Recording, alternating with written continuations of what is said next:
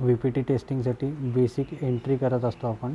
पेशंटचं name, age, gender, weight आणि basic काही एक्सरसाइज ॲक्टिव्हिटीज आहेत की नाही त्या हिशोबाने आपण ते कॅल्क्युलेट करतो.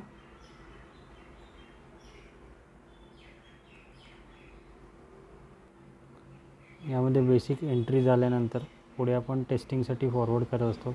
यात काही बेसिक मेडिसिन्स आणि काही त्याची ॲक्टिव्हिटीज किंवा एक्सरसाइज आहे का त्याबद्दल पण एंट्री करावी लागते. एंट्री केल्यानंतर सगळे पॅरामीटर्स झाल्यानंतर व्ही पी टी टेस्टिंग आपण स्टार्ट करत आहोत. V P T testing start करत आहोत. राईट आणि लेफ्ट पायाचे दोन्ही वेगवेगळे पॉईंट डिस्प्ले केले जातात.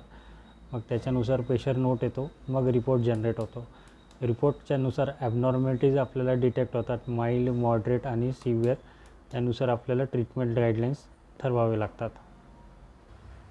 व्ही पी टी टेस्टिंग करत आहेत. वेगवेगळ्या पॉईंट्सला बायोथिर्मोमीटर लावून मग प्रेशर्स दिले जातात.